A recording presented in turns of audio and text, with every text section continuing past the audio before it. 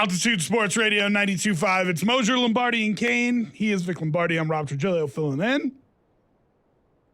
On a day that sows some doubt in the minds of Denver Bronco fans as to what we're looking forward to for this next year. It's unfortunate. Tomorrow night, everyone's going to get their first glimpse at the new scoreboard and all the enhancements at Mile High Stadium. They've done a lot of work, $100 million worth of work. I'm going out there today, right after the show. They're providing a tour complete with treats. Ooh. Ice cream. Drinks. Better than the plums that you pull out of your pocket. Exactly. I've got 2 plums with me, as I do every morning, and you wonder why I pull 2 plums out of my pocket. I can feel it down in my plums. Exactly right. I have the plums that I feel right here. Like right out of the pocket. Like, no, we don't rinse them. That's so. You and both Ches yesterday reacted with such awe. Like, you've never seen a grown man pull plums out of his pocket? No. It's just weird that you were sitting for like 35 minutes and then you took them out. Yeah. Like, that had to be uncomfortable. I got big pockets. Or small plums. I got nice plums in my pockets. And they stay there, and when I'm ready to go, I go. I dig them out. And not only do you dig them out, but just right into the mouth of them. Like, you didn't blow them off. There was no brushing. Blow them off. What do you blow off on a plum? The lint in your pocket. Yeah. I don't you know guys what are else weird. you put in there. You guys, I don't understand what Trying to get a world you little guys extra live in. fiber or something. Eat the damn plum. You don't have to blow off the plum. Just right out of the pocket, right into your mouth. It's a damn weird. good fruit, by the way. Weird. It's one of my favorite fruits. Top 4 fruits. Watermelon, for me, is number 1. Are we really breaking down? Just real quick. Okay. Watermelon, number 1. Uh-huh. Nectarine, number 2. Plum, 3. Apple, 4. In that order. If you'd like to power rank your fruits. Oh, wait, I forgot about bananas. Damn it. Oh, those got to be like number 1. The way you hork them down. You big potassium guy? Well, maybe the Broncos ought to think about more bananas. Hey, maybe it would help with the soft tissue injuries that they've been dealing with over the past couple years. So I want to talk about what it means that this offense has to look like. But one of the points that I wanted to make is if he's out, let's say 6 weeks. That's the first 4 weeks of your regular season. That would mean you place him on IR, right, and then wait a couple weeks after he's available to play him. Well, 6 weeks from now would be the 4 weeks of would IR. be the 4 weeks into the season. Sure. And your first 4 games are Las Vegas at home, Washington at home, at Miami, at Chicago. And if you really want to talk about making the playoffs, you got to win 3 of those. Well, you got to get off to a good start. Yeah, I mean, you have to win 3 of those, don't you, Vic? You have to get out to a better start than they did last year. Put it that way.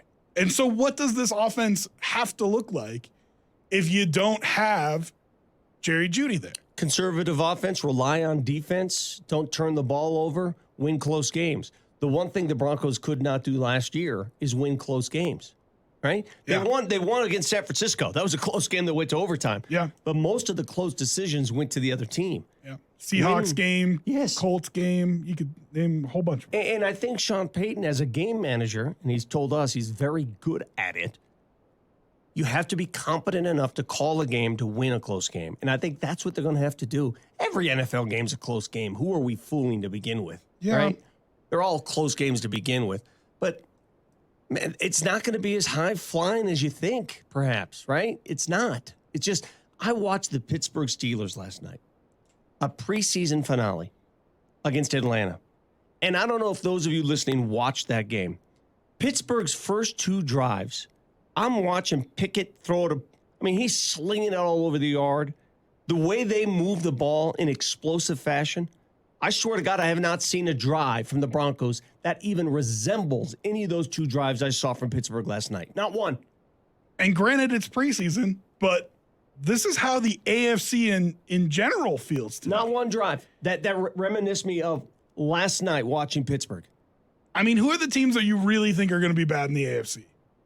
Vegas. Well, Houston is going to be bad. Houston is going to be a bad football team because if they outdo the Broncos, we're in trouble. I think the Raiders won't be as good as people think, although they haven't lost to the Broncos in 3 years. Colts are probably bad. Yeah, Anthony Richardson. just peg the teams with rookie quarterbacks, and automatically you're going to have some issues. But that's the thing, man. There's like 3 teams in every division that at least have a right to talk about, hey, can we make the playoffs this year?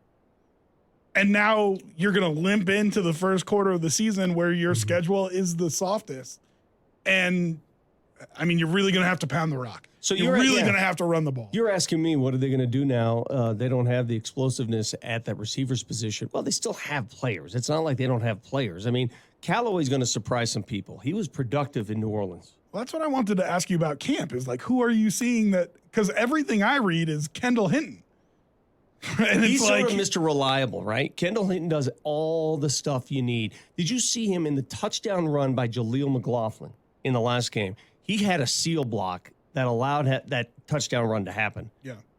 He does a little bit of everything. So he's a reliable receiver. He's not, the most explosive guy. And that's he's the not problem. Judy. You don't have another explosive guy. Even Cortland, who is your last primary target left, he's not an explosive guy. Throw the ball to your running backs.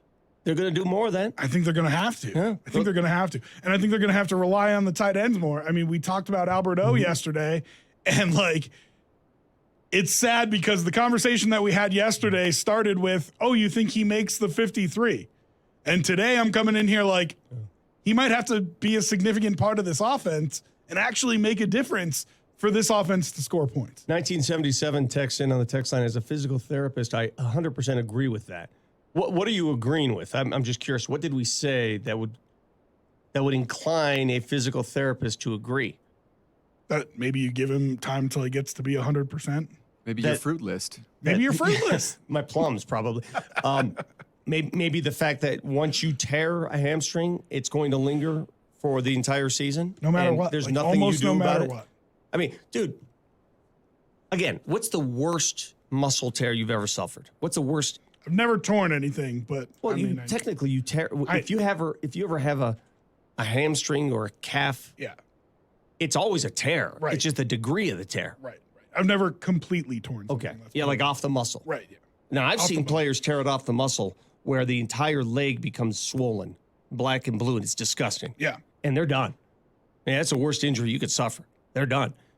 But even like Jeremy Bloom in his book I mentioned, he tore his hamstring when he was in camp.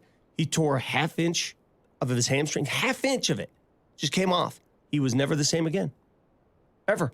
They had him come back in 2 weeks. This is why I got to a dark place when I was doing the appetizer hour, Vic. Like, you can't, oh man, it's killing me because here was Judy about to embark on a really important year for his career and a really important year for the Denver Broncos. Yeah. And he just might not be the kind of player he can be for the whole season. Like, we're talking about if he's going to be out for these first 4 games, whatever. But he could play 15 games and not look right the whole time. I feel terrible for the guy, but here, take solace in this, Broncos fans. This is my final comment on this issue until later in the show when we recycle information. We are more concerned. We are more angry. We are more fearful of this injury than the head coach. Yeah. And that's a good thing.